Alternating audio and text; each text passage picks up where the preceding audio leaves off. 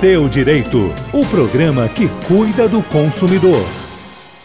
Seu Direito, em tupi.am, tupi.fm. A nossa produção botando para quebrar, não é? O Marcel Amaral no áudio, o Tunay Caldeira na câmera e o Lúcio Souza também. A produção da Renata Henriques, o doutor André Botelho, representantes da OAB, a seção Rio de Janeiro, e o doutor Vinícius Leal, que é representante do PROCON Rio de Janeiro também. Bom, no bloco anterior a gente falou da inadimplência, não é? O pai do aluno, por uma dificuldade qualquer, não tem como continuar pagando a mensalidade escolar do seu filho. Atrasa um mês, atrasa 2 meses, atrasa 3 meses. A escola pode impedir esse aluno de assistir às aulas? O que pode fazer a escola? Porque a escola também tem que sobreviver. É um negócio, não é? Exatamente. Como, infelizmente ou felizmente, é um negócio como outro qualquer. O que pode fazer a escola nesse caso? Para se defender, 3 meses, o pai inadimplente. Então, primeiro em relação à multa. Essa multa não pode ser superior a 2%. Ao mês? Tá no Código de Defesa do Consumidor, então, enfim, são 2% ao mês. No tocante às consequências para o aluno especificamente, o aluno ele não pode ser impedido de assistir aula, ele não pode ter qualquer pedido administrativo negado. O que vai acontecer é o seguinte: se até a rematrícula ele não parcelar ou não pagar a dívida, aí sim a escola pode impedir essa rematrícula dele. Indubitavelmente essa é uma questão que já deve ser estudada e prevista durante os seus cálculos matemáticos no ano anterior, né? Então, quer dizer, na verdade, ele já tem uma ideia do percentual de inadimplência que ocorrerá no ano vindouro, né? De forma que isso fica inserido nos cálculos matemáticos, né? Quer dizer, a educação, ela não é um negócio assim, onde você busca tão somente o lucro, né? Ela é um direito social, é um direito fundamental de segunda dimensão. E onde, como eu falei anteriormente, há o dever, né, entre a família, entre a sociedade, entre o Estado, no sentido de cooperação, solidariedade, em busca do bem comum para o desenvolvimento da criança, do jovem, do adolescente, né? Então, tudo isso tem que ser pontuado, tudo isso deve ser ponderado, né? De forma que o caso da inadimplência ele é um problema circunstancial, mas o aluno inadimplente, a instituição deve honrar aquele período letivo, né?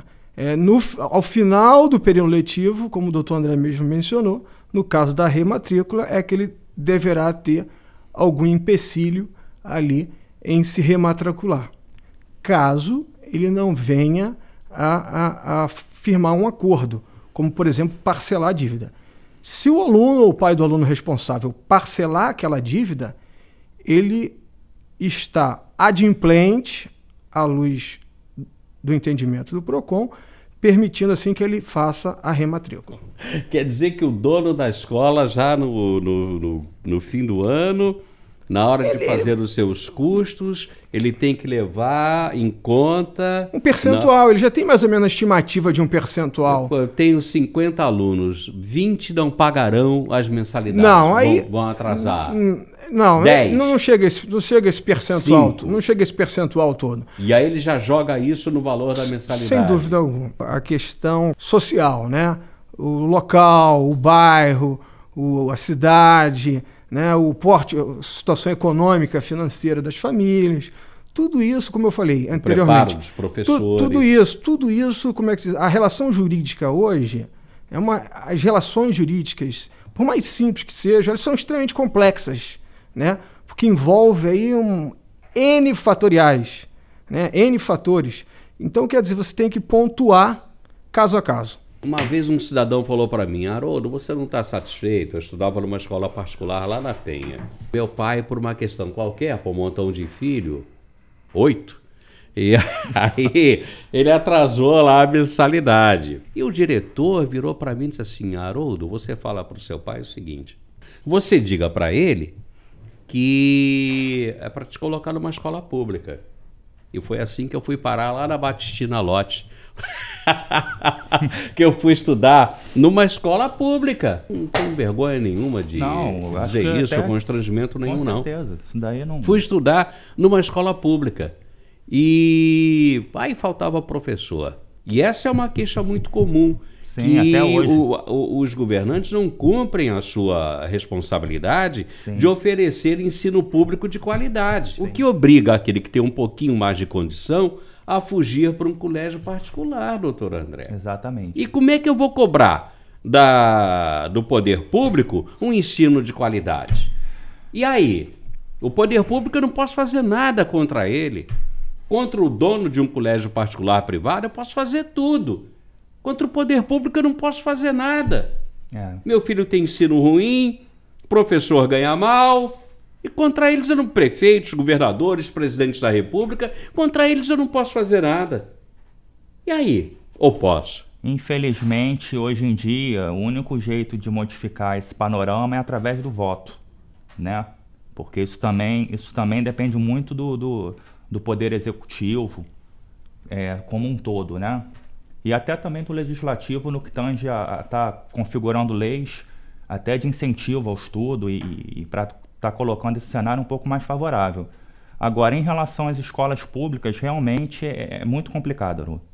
É muito complicado porque eu fico até imaginando uma ação proposta, né, contra o Estado por um eventual dano, enfim, mas não vislumbro uma mesmo situação... se você ganhar a questão, joga no tal de precatório então e não paga nunca o tal de precatório. É muito complicado essa carência, sobretudo também, mais também na parte norte, nordeste do país, que também lá é muito mais complicado, mas isso daí é questão de realmente uma mentalidade política e o pessoal pegar realmente o valor para o ensino e colocar no ensino, né? E não estar desviando esses valores para outras searas. Pois é, essa que é a questão. Não é? Se o ensino público fosse de qualidade, fosse bom, eu não ia procurar a escola particular, a escola privada. Não iria. É evidente que eu iria usar a escola pública, até porque nós, cidadãos todos, pagamos nossos impostos para que o ensino público funcione com qualidade. A gente observa quando no bairro tem uma escola pública que tem um bom desempenho, tem fila na porta. Tem fila na porta. Tem as exceções, de pai, de mãe querendo matricular seus filhos ali. O Colégio Pedro II é muito bom. Então, alguns ainda são bons, mas infelizmente a maioria tá aquém. E o Brasil, o senhor citou o Nordeste, não é, doutor André? O Ceará, por exemplo, teve um desempenho maravilhoso. Não é? Tanto o Cid Gomes aí está sendo cotado, né, o governador lá do Ceará, para integrar, talvez, Ministério da Educação no ano que vem, da Dilma, essa coisa toda, que a Dilma ficou, a presidente Dilma, olha a intimidade a Dilma, a presidente Dilma, não é? Ficou encantada com o trabalho desenvolvido pelo governo do Ceará em termos de educação. E o que falta é isso, a gente tem que aprender a cobrar também do poder público, não é, doutor Vinícius? Sem dúvida alguma. É fácil cobrar do dono da escola ali na esquina. Mas e da escola pública? Como é que a gente cobra? Pegando o gancho no que você comentou, que são dois momentos, né? Quer dizer, hoje nós temos a Constituição Cidadã de 88, que ela dá uma nova releitura aí com relação à educação, né? De forma que, no âmbito privado, o brocardo do pacta sunt servanda, ele é mitigado, né? Em virtude da função social do contrato, da probidade, da lealdade, enfim, da questão social, ele é um pouco mitigado. Agora, quanto à questão da educação pública, a Constituição da República Federativa do Brasil, ela prevê em seus artigos um repasse em virtude dos impostos de no mínimo 25% com relação aos estados, ao Distrito Federal e aos municípios, e 18% no mínimo para a União, né? Quer dizer, investir na educação. Então, quer dizer, todos os impostos, né, eles têm que ser gastos ali nos estados, Distrito Federal e municípios, no mínimo 25% para a educação. Então, a sociedade deve fiscalizar isso, né? Enfim, e verificar. Os tribunais de contas também. Enfim, e ver se está fazendo jus ali, né? O comando constitucional, né? A nossa Constituição cidadã, né? Por que exemplo, busca aí resgatar. De que vários municípios não cumprem isso. Essa determinação de que vários estados não cumprem isso. Não investem o mínimo previsto na lei em educação. Pô, tem município aí que investe 7%, doutor Vinícius. 7%! E olhe lá. E aí, fazer o quê? Esperar 4 anos para votar no cara, para tirar o cara dali? Não é? Bom, no próximo bloco a gente vai falar aqui de outro tema dentro da educação, mensalidade escolar. Seu Direito, o programa que cuida do consumidor.